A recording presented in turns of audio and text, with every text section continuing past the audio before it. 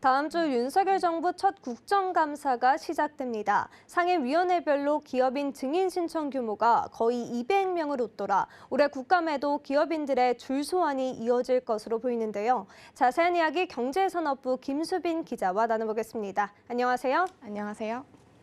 네, 국감 시즌만 되면 기업인들이 증인 소환에 촉각을 곤두세우고 있는데요. 올해는 어떤 기업인들이 거론되고 있나요?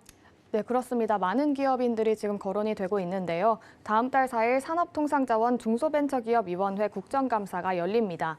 산자위는 국감에 출석할 17명의 증인 및 참고인 명단을 채택했는데요. 이번 국감에는 삼성전자, 현대자동차, 포스코, 네이버 등 굵직한 대기업의 증인들의 이름이 올렸습니다. 국민의힘 측에서는 업계별 현황을 확인하기 위해 최수연 네이버 대표, 김범준 우아한 형제들 대표, 윤진호 교촌 대표 등을 증인으로 채택했습니다. 포스코의 경우 포항제철소 침수 대응 관련 질의를 위해 정탁 포스코 사장을 증인으로 불렀고요.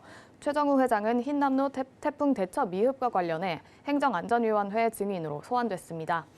더불어민주당 측은 이재승 삼성전자 생활가전사업부장을 증인으로 신청해 삼성 스마트폰 및 세탁기 불량 조치 과정에서 소비자 기만 행위 감사를 진행할 예정입니다.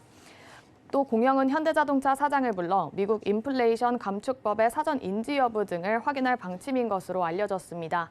기업 총수들은 산자위 증인 명단에서는 제외된 모습인데요. 업무를 담당하는 실무자를 불러 정책 국감을 하자는 데 뜻을 모은 것으로 전해졌습니다.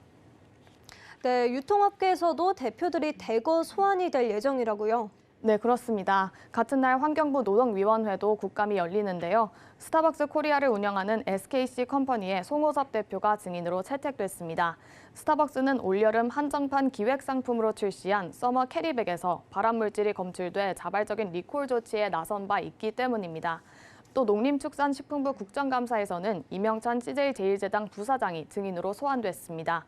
컵반 원료를 국내산 쌀에서 수입산 쌀로 변경한 이유에 대해서 질의한다는 계획입니다. 이와 함께 쌀값 하락 및 식품 물가와 관련해 박민규 오리온농협, 박상규 농심미분, 황성만 오뚜기, 황종현 SPC 삼립 대표이사 등을 증인으로 채택했습니다. 여기에 윤홍근 BBQ 회장, 권원광 교촌 F&B 의장, 박현종 BHC 회장도 치킨 관련 외식 물가 정책 효용성 점검을 위해 명단에 올랐습니다. 네, ICT 업계 쪽에서도 다뤄질 쟁점들이 많은데요. 이번 국감에 소환될까요? 네, ICT는 주로 과학기술방송통신위원회에서 다뤄지는데요. 과방위는 증인 없는 국감을 치르게 됐습니다. 지난 27일 여야 대립 속에 일반 증인 및 참고인 채택을 하지 못했기 때문인데요. 늦어도 7일 전에는 출석 요구서가 송달되도록 해야 되는데 과방위 국감이 다음 달 4일 열리는 만큼 기한을 지키지 못한 셈입니다. 앞서 과방위 국감 일반 증인 및 참고인 신청 명단에는 유영상 SK텔레콤, 구현모 KT, 황현식 LG유플러스 등 이동통신 3사 대표를 비롯해 네이버, 카카오, 쿠팡, 우아한 형제들 등 플랫폼 기업 대표, 그리고 구글, 넷플릭스, 한국 대표 등이 올랐었는데요. 이번 국감 ICT 분야에서는 인앱 결제 강행, 5G 28GHz 기지국 구축 미흡, 망 사용료 갈등, 디지털 플랫폼 정부 추진 현황과 쟁점, 포털 뉴스 투명성, 범정부 디지털 거버넌스 등이 주요 의제로 오를 전망입니다. 네, 그런데 일각에서는 국정감사가 아닌 기업감사라는 비판도 좀 나오고 있는데요. 기업들이 국감 시즌만 되면 압박을 많이 받을 것 같은데 이번에는 상황 어떻습니까? 네, 그렇습니다. 매년 국감 때마다 기업인들이 촉각을 곤두세우고 있는 모습입니다.